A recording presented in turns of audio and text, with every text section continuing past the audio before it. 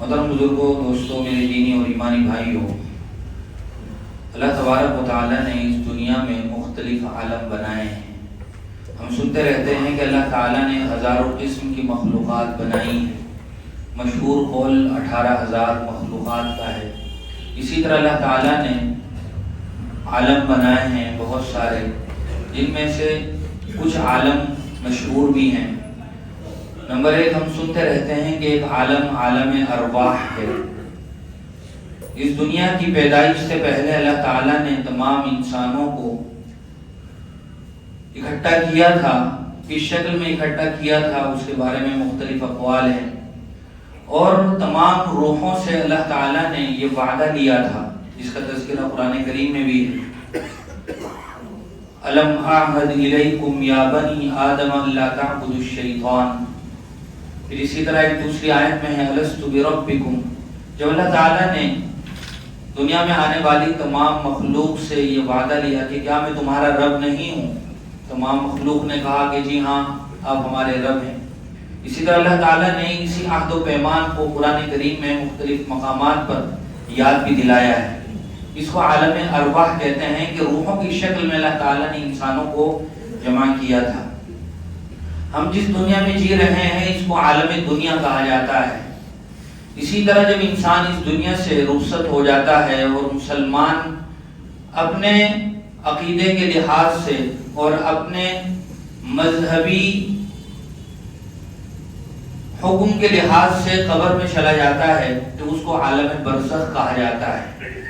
ہر آدمی عالم برزخ سے گزرتا ہے۔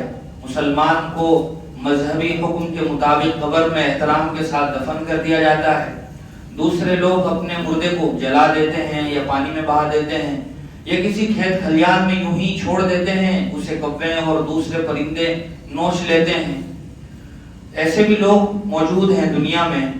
تو بہرحال جیسے ہی انسان اس دنیا سے مرتا ہے تو وہ عالم برزخ میں چلا جاتا ہے، اور جب تک آخرت قائم نہیں ہوگی اس پورے مرحلے کو عالم برزخ کہا جاتا ہے۔ پھر اسی طرح ایک چوتھا عالم جو بڑا مشہور ہے وہ عالم آخرت ہے۔ عالم آخرت جس کو ہم عالم آخرت کہتے ہیں، اس طرح کا تصور دوسرے دھرموں میں بھی ہے کہ اس دنیا کے بعد دوسری بھی ایک دنیا ہے، لیکن وہ اتنا صاف نہیں ہے، شفاف نہیں ہے، اس کی کوئی واضح بنیاد نہیں ہے، اور پھر اس میں اتنی ساری خرافات شامل ہیں کہ بے حد و حساب ہیں۔ لیکن اسلام نے جس عالم آخرت کا ہم سے وعدہ کیا ہے، جس کا ہونا ضروری ہے، جس کے ہونے میں کوئی شک و شبہ نہیں ہے، اس کی پھر بہت ساری باتیں ہیں جو ہم مختلف مواقع پر سنتے رہتے ہیں۔ عالم آخرت یہ لازمی طور پر ہوگا، اسی لیے عقیدہ آخرت پر ایمان لانا بھی مسلمان کے مسلمان ہونے کے لیے ضروری ہے۔ جس طرح ہم سب کا یہ سب سے پہلا بنیادی عقیدہ ہے کہ اللہ تعالیٰ ایک ہے، اس کے سوا کوئی معبود نہیں۔ جناب نبی کریم صلی اللہ علیہ وسلم ہم سب کے آخری پیغمبر اور رسول ہیں۔ جس طرح ان پر ایمان لانا ضروری ہے، ایسے ہی عقیدہ آخرت پر بھی ایمان لانا ضروری ہے۔ اگر کوئی مسلمان اس بات کو نکار دے اور وہ اس بات کا انکار کر دے کہ کوئی دوسری ایسی دنیا نہیں ہے اور آخرت کے پہلو کو وہ سراسر نکار دے، تو اس کو مسلمان نہیں کہا جا سکتا، پھر اس کے علاوہ اسے کوئی بھی نام دیا جا سکتا ہے، لیکن وہ اللہ کے رجسٹر میں مسلمان نہیں کہلائے گا۔ اسی طرح اور بھی کچھ بنیادی عقائد ہیں، ہم پڑھتے ہیں اور سنتے رہتے ہیں۔ ایمان مفصل میں آمنت باللہ و ملائکتہ و کتبہ و رسلہ والیوم الآخر والقدر خیرہ و شرہ من اللہ تعالی والبعث بعد الموت۔ یہ مختلف عقائد ہیں، لیکن ان میں عقیدہ آخرت اہم ترین عقیدہ ہے۔ اور قرآن کریم کا اگر ہم خلاصہ کریں اور چند لفظوں میں اسے بیان کریں تو کہا جا سکتا ہے کہ اللہ تعالیٰ نے قرآن کریم میں مختلف صورتوں میں بنیادی طور پر توحید کو بیان کیا، رسالت کو بیان کیا، اور پھر ساتھ ساتھ میں تفصیل کے ساتھ مختلف مواقع پر آخرت کو بیان فرمایا۔ آخرت کا ہونا عقلی اور نقلی دونوں لحاظ سے بے حد ضروری ہے۔ یعنی نقل کا مطلب یہ ہے، ایک تو نقل وہ ہوتا ہے جس کو ہم اردو میں کہتے ہیں، جس کو انگلش میں کاپی کرنا کہتے ہیں، لیکن نقل کہا جاتا ہے عقل کے مقابلے میں قرآن و حدیث کو۔ عقل اور نقل دو لفظ ہوتے ہیں جن کو منقولات کہتے ہیں عربی میں. تو نقل کا بھی یہ تقاضا ہے، جیسا کہ اللہ تعالیٰ نے خود قرآن میں اور رسول اللہ نے احادیث میں بیان فرمایا کہ آخرت کا وجود ہونا چاہیے. ہمارا عقیدہ ہے کہ آخرت کا تذکرہ اللہ تعالیٰ نے قرآن کریم میں فرمایا، لیکن اگر ہم اپنے عقلی پیمانے پر اس بات کو سمجھیں اور پرکھیں تو بھی ہماری عقل یہ تقاضا کرتی ہے کہ آخرت کا وجود ہونا ہی چاہیے. اس کی وجہ یہ ہے کہ اس دنیا میں اللہ تعالیٰ نے انسانوں کو پیدا فرمایا، اس میں ہر انسانوں میں شریر بھی ہیں، شریف بھی ہیں، پرہیزگار بھی ہیں، گنہگار بھی ہیں، ظالم بھی ہیں، مظلوم بھی ہیں، سب طرح کے لوگ ہیں. اگر ان لوگوں کو ان کی کیے کی جزا اور سزا دینے کے لیے کوئی دنیا نہ ہو تو پھر مظلوموں کے ساتھ بڑی ناانصافی ہے. ظالم تو پورے تمطراق کے ساتھ جاہو جلال کے ساتھ ظلم کر کے دنیا سے رخصت ہو گیا. اب اگر اس کو اس ظلم کے کیے کی گناہ اور سزا نہ ملے تو پھر اس مظلوم کے ساتھ یہ بڑی ناانصافی ہے جس پر یہ ظلم کیا گیا ہے. ایک آدمی نے ساری زندگی خوب مزے کیے، شراب و کباب کی محفلیں کی، سود اور رشوت کی گرم بازاری رہی، جس طرح چاہا زندگی کا طرز اپنایا. ایک وہ آدمی ہے جو صبح شام اپنے آپ کو اللہ تعالیٰ کی قائم کی ہوئی حد بندیوں میں رکھتا ہے اور اپنے نفس کو بھی کچلتا ہے، شیطان کو بھی مات دیتا ہے، اور وہ شراب کے بجائے شربت پر اکتفا کرتا ہے، وہ رات میں ناچ گانے کے بجائے اپنے آپ کو اللہ کے سامنے کھڑا کرتا ہے. تو اس آدمی کی اس جزا اور ثواب کے لیے کوئی دوسرا جہان ہونا چاہیے جہاں اس کو اس کے کیے کا بدلہ ملے. تو گویا یہ انسانی عقل کا بھی تقاضا ہے. اسی لیے اللہ تعالیٰ نے آخرت کو رکھا ہے اور آخرت کا وجود ضروری ہے، اس کے ہونے میں کوئی شک و شبہ نہیں ہے. اللہ تعالیٰ نے قرآن کریم میں بیان فرمایا ہے ما ہی الا حیاتنا الدنیا نموت ونحیا وما نحن بمبعوثین. اس دنیا میں ایسے لوگ موجود ہیں جن کا کہنا یہ ہے کہ آدمی اس دنیا میں آتا ہے، کھاتا ہے، پیتا ہے، چلا جاتا ہے اور پھر اس کی کہانی ختم ہو جاتی ہے، کوئی دوسرا جہان نہیں، ہمیں دوبارہ اٹھایا نہیں جائے گا، کوئی سوال جواب حساب کتاب نہیں ہوگا. پھر اللہ تعالیٰ نے فرمایا افحسبتم انما خلقناکم عبثا وانکم الینا لا ترجعون. کیا تم یہ سمجھتے ہو کہ ہم نے دنیا یوں ہی بیکار پیدا کی ہے اور تمہیں اٹھایا نہیں جائے گا؟ اللہ تعالیٰ فرماتے ہیں الیہ مرجعکم جمیعا، ضرور اٹھایا جائے گا. حضور اکرم صلی اللہ علیہ وسلم کے پاس ایک مرتبہ آج ابن وائل نامی ایک کافر آیا. اس کے ہاتھ میں ہڈی تھی جو بالکل کمزور ہو گئی تھی، جس کا برادہ بھی گر رہا تھا. اس نے ہڈی کے اس برادے کو اپنی انگلیوں سے مسلتے ہوئے حضور سے کہا من یحیی العظام فہی رمیم، کیا ان ہڈیوں کو بھی کوئی پیدا کرے گا؟ چونکہ حضور اکرم صلی اللہ علیہ وسلم بار بار ان کے سامنے عقیدہ آخرت کو ذکر فرمایا کرتے تھے کہ ایک دوسرا جہان بھی آنا ہے جہاں ہمیں کھڑے ہو کر اپنے کیے کا حساب کتاب دینا ہے. تو اس نے اسی بات پر طنز کرتے ہوئے حضور سے کہا کہ کیا ان ہڈیوں کو بھی کوئی جمع کر سکتا ہے؟ تو اللہ تعالیٰ نے قرآن کریم میں اس کا جواب دیا. سورہ یاسین کا جو آخری رکوع ہے اولم یر الانسان انا خلقناہ من نطفۃ فاذا هو خصیم مبین وضرب لنا مثلا ونسی خلقہ قال من یحیی العظام وهي رمیم قل یحییها الذی انشأها اول مرہ. حضور سے کہا گیا آپ اس آدمی کو جواب دیجئے اور کہیے کہ اللہ تعالیٰ نے جس طرح پہلی مرتبہ پیدا کیا تھا اسی طرح اللہ تعالیٰ دوبارہ بھی پیدا کرے گا. اور پھر فرمایا افعینا بالخلق الاول بل هم فی لبس من خلق جدید. ہم نے تو اس وقت بھی پیدا کر دیا جبکہ کوئی نمونہ نہیں تھا، انسان کا ڈھانچہ نہیں تھا، اس کا کوئی سانچہ نہیں تھا. جب ہم نے پیدا کر دیا اور جب ایک مرتبہ پیدا کر دیا اس کا نمونہ بھی اس کا سانچہ بھی ہمارے سامنے آ گیا تو دوبارہ پیدا کرنا تو ہمارے لیے اور بھی آسان ہے. اللہ تعالیٰ نے سورہ قیامہ کے پہلے رکوع میں کہا بلا قادرین علی ان نسوی بنانا. یہ تو انسانوں کی پیدائش کی بات کرتے ہیں، ہم ایسا بھی نہیں ہونے دیں گے کہ کسی انسان کی انگلی کا ایک قوربہ کسی دوسرے آدمی کی انگلی میں فٹ کر دیا جائے، بلکہ اس کا انگلی کا قوربہ اسی کے ہی حوالے کیا جائے گا. تو یہ اللہ تعالیٰ کی قدرت کا وہ کمال ہے کہ جس کا کوئی مقابلہ نہیں ہے. تو اللہ تعالیٰ نے عقیدہ آخرت کو قرآن کریم میں بار بار بیان فرمایا اور پھر ایک موقع پر فرمایا کل نفس بما کسبت رہینہ، ہر شخص کو اپنی کیے کا بدلہ ملنا ہے. پھر اللہ تعالیٰ نے آخرت کیوں رکھی ہے اس کا جواب قرآن کریم میں دیا لیجزی اللہ کل نفس بما کسبت ان اللہ سریع الحساب، تاکہ اللہ تعالیٰ اس دنیا میں بدلہ دے ہر آدمی کو جو کچھ اس نے کیا ہے اور اللہ تعالیٰ بہت جلد حساب لینے والے ہیں۔ اللہ تعالیٰ کے لیے کوئی بات کوئی مشکل نہیں ہے۔ اس مضمون کے ضمن میں مختلف تفسیروں کے حوالے سے ایک واقعہ ذکر کیا گیا ہے۔ حضور اکرم صلی اللہ علیہ وسلم کی حدیث میں تو واقعہ نہیں ہے، البتہ بہت سے مفسرین نے تاریخی کتابوں کے حوالے سے واقعہ نقل کیا ہے، اور اس واقعے میں عبرت کا سامان بھی ہے، نصیحت بھی ہے۔ وہ واقعہ حضرت موسیٰ علیہ السلام کا ہے۔ حضرت موسیٰ علیہ السلام کے ہاتھ میں ایک موقع پر عصا تھا۔ آپ نے کہا، اللہ تعالیٰ نے کہا حضرت موسیٰ سے کہ اپنی اس عصا کو اس پتھر پر مارو۔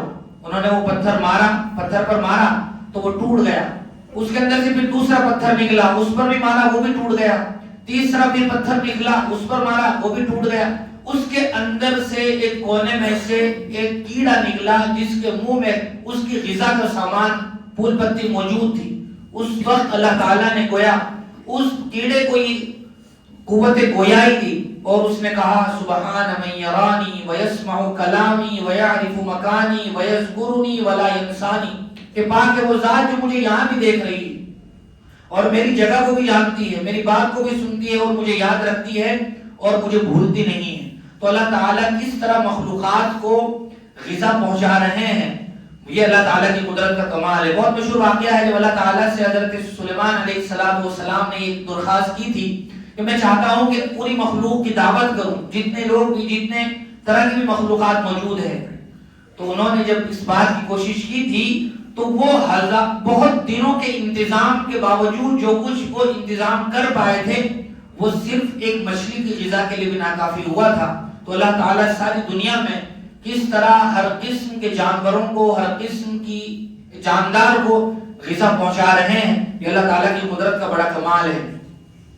جناب نبی کریم صلی اللہ علیہ وسلم کی 23 سالہ نبوت کے دور کے جو انقلابی کارنامے ہیں، ان میں ایک عظیم ترین انقلابی کارنامہ یہ ہے کہ حضور اکرم صلی اللہ علیہ وسلم نے صحابہ کرام کو جس بنیاد پر اکٹھا کیا تھا اور انہیں جس خاص مزاج کے ساتھ پروان چڑھایا تھا، ان کی تربیت کی تھی، اس میں عقیدہ آخرت بنیادی طور پر شامل تھا۔ یہی وجہ ہے کہ صحابہ کرام جو پچھلے دور میں جی رہے تھے اور صحابہ کرام جس طرح کی حرکتوں میں یا جس طرح کے ان کے اس وقت کے حالات تھے، ان حالات سے نکلنے میں انہیں دیر نہیں لگی، اور عقیدہ آخرت ہی کی وجہ سے وہ صحابہ کرام جن کی پرانی زندگیوں کے ہم واقعات پڑھتے رہتے ہیں، وہ نبی کریم صلی اللہ علیہ وسلم کے سچے اور اخلاص مند جانثار ساتھی ثابت ہوئے، اور انہوں نے اپنے آپ کو گویا معیار حق ثابت کروایا۔ یہ جناب نبی کریم صلی اللہ علیہ وسلم کے اسی عقیدہ آخرت کو ان کے ذہن و دماغ میں سمو دینے کا نتیجہ تھا۔ اس لیے ہم مختلف واقعات سنتے ہیں کہ اللہ کا فلاں حکم آیا، فوراً وہ اس امر پر متوجہ ہو گئے۔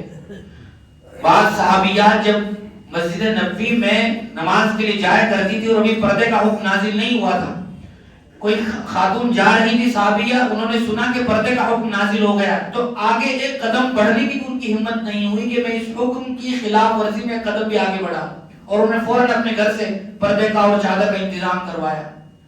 اسی طرح ہم جب سنتے ہیں اور موجودہ دور کو دیکھتے ہیں تو ہمیں پتہ چلتا ہے کہ اس عقیدہ آخرت کا کس قدر مضبوط پہلو ہے اپنے آپ کو صحیح راستے پر ڈھالنے میں۔ موجودہ دور میں شراب پی جاتی ہے اور ہر آدمی اس کو برا سمجھتا ہے۔ جو آدمی پی رہا ہے وہ بھی کہہ رہا ہے کہ میں غلط کر رہا ہوں، اس کی برائی کو اس کو اپنے صحت کے لیے، اپنے اخلاق کے لیے مضر اور نقصان دہ ہونے کو بالکل صحیح سمجھ رہا ہے، لیکن اس کے باوجود پی رہا ہے۔ بلکہ دنیا میں وہ اقوام جو اپنے آپ کو ترقی یافتہ کہلواتی ہیں، جنہیں ہم ڈیولپ کنٹریز کہتے ہیں، وہ بھی اس مجرمانہ عمل میں بہت حد تک ملوث ہیں، بلکہ ان کی دیکھا دیکھی یہاں والوں نے اپنایا، اور پھر اس کو جو کچھ صورتحال ہم دیکھ رہے ہیں سب سمجھ رہے ہیں، لیکن اس کے باوجود چھوڑنے کے لیے تیار نہیں ہے۔ اس کی وجہ یہ ہے کہ ذہن و دماغ میں آخرت کا وہ پہلو نہیں ہے جو انسان کو برائیوں سے دور رہنے پر مجبور کرتا ہے۔ اس کے علاوہ جب ہم صحابہ کرام کی زندگی میں دیکھتے ہیں، صحابہ کرام کی زندگی میں اور دور جاہلیت میں، مسلمان ہونے سے پہلے جو دور جاہلیت تھا اس زمانے میں، بلکہ اسلام کے آنے کے بعد بھی لمبے عرصے تک جب تک شراب حرام نہیں ہوئی تھی، عرب کے کلچر کا بنیادی حصہ تھا شراب نوشی. گھر گھر میں مٹکے ہوا کرتے تھے اور مختلف قسم کی شرابیں بنائی جاتی تھی. جب بھی ان کے یہاں کوئی پارٹی ہوتی, کوئی مجلس ہوتی تو اس میں شراب پیش کی جاتی تھی. ان کی گھٹی میں گویا پڑی ہوئی تھی. شراب اس قدر پینا عام تھا. لیکن جیسے ہی اللہ تبارک و تعالیٰ کا حکم نازل ہوا تو لمحہ بھر بھی نہیں لگا کہ وہ اس کو باقی رکھیں, فوراً انہوں نے چھوڑ دیا. حضرت بریدہ رضی اللہ تعالیٰ عنہ کا ایک واقعہ احادیث میں منقول ہے. وہ ایک مرتبہ گئے, ایک مجلس لگی ہوئی تھی جس میں صحابہ کرام موجود تھے اور وہاں شراب پی جا رہی تھی. ابھی تک شراب حرام نہیں ہوئی تھی. اسی وقت اسی دن نازل ہوا تھا یہ حکم کہ شراب کو اللہ تعالیٰ نے حرام قرار دے دیا. حضرت بریدہ نے یہ آیت جا کر ان صحابہ کو سنائی. فوراً انہوں نے اپنے ہاتھوں سے وہ برتن رکھ دیے جن میں شراب تھی. بلکہ کئی صحابہ جن کے منہ میں شراب تھی انہوں نے اتنا بھی گوارا نہیں کیا کہ جو منہ میں شراب ہے اسے ہی نکل دے, بلکہ اسے بھی انہوں نے باہر نکال دیا. یہ وہ صحیح معنی میں سچا جذبہ تھا کہ جو عقیدہ آخرت کے نتیجے میں ان کے اندر موجود پیدا ہوا تھا. کیونکہ ہر لمحہ جب آدمی کو یہ استحضار ہو جائے کہ مجھے اپنے کیے کا جواب دینا ہے تو پھر کسی بھی چیز کو کرنا یہ انتہائی آسان ہو جاتا ہے. اور جناب نبی کریم صلی اللہ علیہ وسلم نے صحابہ کرام کے اندر بنیادی طور پر یہ بات پیدا کر دی تھی. کسی بھی برائی کو چھوڑنا ان کے لیے انتہائی آسان ہو گیا تھا. بہت سارے لوگ مختلف برائیوں میں مبتلا ہیں اور وہ یہ بات کہہ کر جسٹیفائی کرنے کی کوشش کرتے ہیں اپنے اس برے عمل کو کہ جی مجبوری ہے, حالات ساتھ نہیں دیتے ہیں, فلاں مرض ہے, فلاں بات ہے. لیکن یہ کوئی بھی عذر اللہ تبارک و تعالیٰ کی نظر میں قابل قبول نہیں ہے. ان باتوں کو بنیاد بنا کر برائی میں ملوث رکھنا اور مبتلا رکھنا یہ خود ہمارے اپنے لیے دنیا اور آخرت میں تباہی و بربادی کا ذریعہ ہے.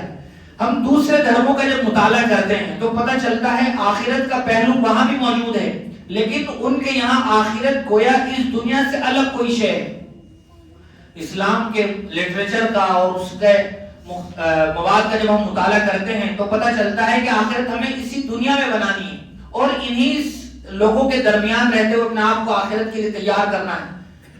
جیسے مثال کے طور پر ہمارے یہاں ہندوازم میں جو آدمی یہ سوچتا ہے کہ میں اپنے ان کے اپنے عقیدے کے لحاظ سے پیدا کرنے والے کا سچا پرستار ہو جاؤں, پکا پجاری بن جاؤں, تو اس کے عقیدے کے مطابق پہلے اسے دنیا کو چھوڑنا پڑتا ہے, اس کو سنیاسی بننا پڑتا ہے, گھر کو خیرآباد کرنا پڑتا ہے اور جا کر کسی جنگل میں, کسی مٹھ میں, کسی گفا میں جا کر وہ مقیم ہو جاتا ہے اور پھر اپنے ریتی رواج کو فالو کرتا ہے. ان کے لحاظ سے گویا اس دنیا سے چھوڑ کر ایک دوسری دنیا میں جانا ہے. اسی طرح ہم دیکھتے ہیں ایک یہاں ایسے دھرم کے ماننے والے لوگ بھی موجود ہیں جو یہ کہتے ہیں, بلکہ وہ کر کے دکھاتے ہیں کہ ہمیں ننگا رہنا ہے تبھی گویا ہم اپنے لحاظ سے اپنے آپ کو دوسرے جہان کے لیے تیار کریں گے. ہم دیکھتے ہیں وہ بہت سی مرتبہ لنگوٹ بھی نہیں باندھتے, کچھ لوگ لنگوٹ کا صرف سہارا لیتے ہیں, اب وہ خواتین کے درمیان بھی مجلسوں میں بھی اسی طرح ننگے رہتے ہیں. تو ان کا کہنا یہ ہے کہ اسی طرح ہی ہمیں اپنے آپ کو تیار کرنا ہے. اسی طرح بعض لوگ وہ ہیں جو اپنے پورے جسم کے بال نوچتے ہیں اور وہ اس کو کار ثواب تصور کرتے ہیں. تو اس طرح کے بہت سارے گورکھ دھندے ہیں جو اپنائے ہوئے ہیں. عیسائیوں میں بھی اس طرح کا عقیدہ موجود ہے. وہ بھی یہ کہتے ہیں کہ ہمیں اپنے لحاظ سے آخرت بنانی ہے تو ہمیں اس دنیا کو خیر آباد کہہ کے جا کر گرجا گھر میں مقیم ہونا پڑے گا. نہ ہم شادی کر سکتے ہیں اور نہ ہی ہم عام لوگوں کی طرح زندگی گزار سکتے ہیں. لیکن ان سب کے برخلاف اسلام نے جو معتدل نظام بتایا ہے اور سکھایا ہے, اللہ تعالیٰ فرماتے ہیں کہ تمہیں کھانا بھی ہے, پینا بھی ہے, اچھا لباس بھی پہننا ہے, لوگوں کے درمیان میں ہی رہنا ہے, اپنے روزانہ کے کام کاج کو بھی انجام دینا ہے, بس اپنی نیتوں کو درست کرنا ہے اور اپنے اعمال کو ٹھیک کرنا ہے. اور سچی بات یہ ہے کہ یہی معنی, یہی اصل وہ چیز ہے جو اسلام کو دیگر دھرموں سے ممتاز کرتی ہے. اسلام میں رہبانیت کا کوئی تصور نہیں کہ انسان دنیا کو چھوڑ کے انسانوں کے بیچ سے جا کر کسی کٹیا میں یا کسی پہاڑ کی غار میں مقیم ہو جائے. اسلام میں یہ رہبانیت نہیں. اللہ تعالیٰ نے قرآن کریم میں تذکرہ فرمایا وَرَهْبَانِيَّةً ابْتَدَعُوهَا, جو لوگ اس طرح کی زندگی گزارا کرتے تھے. اور حضور اکرم صلی اللہ علیہ وسلم نے ارشاد فرمایا لا رہبانیت فی اسلام, کہ اسلام میں کوئی رہبانیت نہیں. اسی دنیا میں رہتے ہوئے کام کاج کو انجام دیتے ہوئے اپنے آپ کو ہمیں آخرت کے لیے تیار کرنا ہے. اور پھر آخرت میں اللہ تبارک و تعالیٰ نے جزا و سزا کا نظام رکھا ہے. جو آدمی اس دنیا میں رہتے ہوئے اپنے آپ کو آخرت کے لحاظ سے تیار کرے گا تو گویا وہ آدمی جنت کا اپنے آپ کو مستحق بنائے گا، اسے جزا اور ثواب ملے گی۔ قرآن کریم میں اللہ تعالیٰ نے ارشاد فرمایا فَأَمَّا مَنْ أُوتِيَ كِتَابَهُ بِيَمِينِهِ فَيَقُولُ هَاؤُمُ اقْرَءُوا كِتَابِيَهْ، کہ جس شخص کا نامہ اعمال آخرت میں اس کے دائیں ہاتھ میں دیا جائے گا تو وہ زور سے کہے گا لوگوں کو لو میرا نامہ اعمال پڑھ لو۔ آج دنیا میں جب کوئی آدمی کسی فیلڈ میں کسی سبجیکٹ میں کامیاب ہو جائے، کوئی ڈگری مل جائے، کوئی ایوارڈ مل جائے تو وہ دنیا کو دکھاتا ہے، اعلان کرتا ہے، تو ساری خلقت موجود ہوگی اس وقت جو اصل کامیابی ہوگی اس کو بھی بندہ اسی طرح لوگوں کے سامنے اعلان کر کے کہے گا کہ مجھے اللہ تعالیٰ نے گویا کامیاب کر دیا، اور پھر کہے گا انی ظننت انی ملاق حسابیا، مجھے پتا تھا کہ مجھے آگے جا کر حساب دینا ہے، اس لیے میں دنیا میں رہتے ہوئے تیاری کرتا رہا۔ پھر اللہ تعالیٰ فرمائیں گے فَهُوَ فِي عِيشَةٍ رَاضِيَةٍ فِي جَنَّةٍ عَالِيَةٍ قُطُوفُهَا دَانِيَةٌ کلوا واشربوا ہنیئا بما اسلفتم فی الایام الخالیہ، اس کو ایسی جنت میں داخل کر دو جس کی زمین سونے کی ہے، مٹی اس کی مشک کی ہے، گھاس زعفران کی ہے، غبار عنبر کا ہے، گھر کی ایک سونے کی، ایک یاقوت کی، ایک زمرد کی۔ اللہ تعالیٰ نے دودھ شہد شراب کی نہر کو جنت میں بہایا ہے، اور بھی مختلف قسم کی غذائیں، پکوان، نعمتیں، آسانیاں، آسائشیں اللہ تعالیٰ نے آخرت میں جنت کی شکل میں رکھی ہیں۔ لیکن اس کے مقابل جو آدمی دنیا میں اپنے آپ کو آخرت کے لیے تیار نہ کر سکا، رنگ رلیوں میں اور شراب و کباب کی مجلسوں میں، رشوت اور سود کی گرم بازاری میں اپنے آپ کو مشغول کیے رکھا، تو اللہ تعالیٰ نے اس کی بھی منظر کشی کی ہے۔ وَأَمَّا مَنْ أُوتِيَ كِتَابَهُ بِشِمَالِهِ فَيَقُولُ يَا لَيْتَنِي لَمْ أُوتَ کِتَابِیَهْ، جس شخص کا نامہ اعمال اس کے بائیں ہاتھ میں دیا جائے گا تو وہ کہے گا ہائے میں تو تباہ و برباد ہو گیا، کاش مجھے میرا نامہ اعمال ہی نہ ملتا۔ وہ کہے گا کہ کاش مجھے میرا نامہ اعمال ہی نہ ملتا، مجھے پتہ ہی نہ ہوتا، یا لیتہا کانت القاضیہ، موت پر ہی مسئلہ ختم ہو چکا ہوتا، موت کے بعد دوسرا جہان نہ ہوتا، آخرت نہ ہوتی۔ اور پھر اللہ تعالیٰ کی طرف سے اعلان ہوگا خذوہ فغلوا، اس آدمی کو پکڑ لو اور اس کے ہاتھوں میں ہتھکڑیاں اور پاؤں میں بیڑیاں ڈال دو، ثم فی سلسلۃ ذرعها 70 ذراعا فاسلکوہ، ایک ایسی زنجیر میں جس کی پیمائش 70 گز ہوگی، اس کو جکڑ کر جہنم میں ڈال دیا جائے گا۔ اور پھر جہنم میں جو مختلف قسم کے بدترین سزائیں، عذاب ہیں، جنت میں اللہ تعالیٰ نے جنتیوں کے لیے ریشم کے لباس رکھے ہیں، جہنمیوں کے لیے آگ کے لباس رکھے ہیں، سرابیلہم من قطران وتغشا وجوہہم النار کلما نضجت جلودہم بدلناہم، جو کھانا انہیں دیا جائے گا وہ کھانا لا یسمن ولا یغنی من جوع، نہ وہ کھانا سیراب کرے گا اور نہ اس کی بھوک مٹائے گا، جو پانی دیا جائے گا وہ لوگوں کے پیپ کا دھوبن ہوگا، اور جو کھانا اسے دیا جائے گا اس سے کیا کچھ نتیجہ برآمد ہوگا ہم بارہا سنتے رہتے ہیں۔ تو بہرحال عقیدہ آخرت یہ اہم ترین عقیدہ ہے، اور موجودہ زمانے میں اس عقیدے کی اہمیت اس لیے بھی زیادہ بڑھ جاتی ہے کہ ہمیں جو سلیبس پڑھایا جاتا ہے اور ہم جن لوگوں کو سنتے ہیں، اچھے خاصے موٹیویشنل اسپیکرز کہلائے جانے والے لوگ جو ساری دنیا میں چورن بیچتے ہیں، اور بہت سارے ہم سے ہمارے ساتھی ان کو سنتے ہیں اور ان کی ہر بات کو حرف آخر تصور کرتے ہیں، یہ سمجھتے ہیں جو کچھ انہوں نے کہہ دیا یہی سب سے زیادہ صحیح ہے۔ وہ لوگ بھی آخرت کو نکار دیتے ہیں، اور ہمارے بہت سارے ساتھی ان کی باتوں میں گمراہی کا شکار ہو کر بہہ جاتے ہیں، اور نتیجہ یہ ہوتا ہے کہ وہ عقیدہ آخرت سے ہاتھ دھو بیٹھتے ہیں اور وہ مسلمانوں کی فہرست سے ہی نکل جاتے ہیں، اور انہیں اس بات کا احساس ہی نہیں ہوتا کہ ہم نے کیا، چونکہ موجودہ سائنس صرف ظاہری چیزوں پر ہی ریسرچ کرتی ہے، وہ سائنس کا جو سبجیکٹ ہے، جو موضوع ہے، وہ صرف اور صرف یہ ہے کہ جو چیز سامنے موجود ہے ہمیں اسی پر ریسرچ کرنی ہے۔ اسی لیے سائنس کی ریسرچ مختلف زمانوں کے لحاظ سے تبدیل ہوتی رہتی ہے، پہلے سائنسدانوں کا کچھ اور نظریہ تھا، آج اور نظریہ ہے، ہو سکتا ہے کچھ ریسرچ بڑھے تو کچھ دوسرا نظریہ ہو جائے، تو ان کے نزدیک بھی آخرت کوئی تصور نہیں رکھتی ہے، کوئی معنی نہیں رکھتی ہے۔ تو اگر صرف انہی سائنٹیفک چیزوں میں بہ کر ہم عقیدہ آخرت سے ہاتھ دھو بیٹھیں تو گویا ہم مذہب اسلام سے بھی ہاتھ دھو بیٹھیں گے۔ اس لیے موجودہ زمانے میں اس عقیدہ آخرت کو پڑھنا، اس کا مطالعہ کرنا، اپنے ساتھیوں کی ذہن سازی کرنا اور اس پر مضبوطی کے ساتھ ایمان لانا پہلے سے زیادہ ضروری ہے۔ اللہ تعالیٰ ہم سب کو صحیح سمجھ نصیب فرمائے۔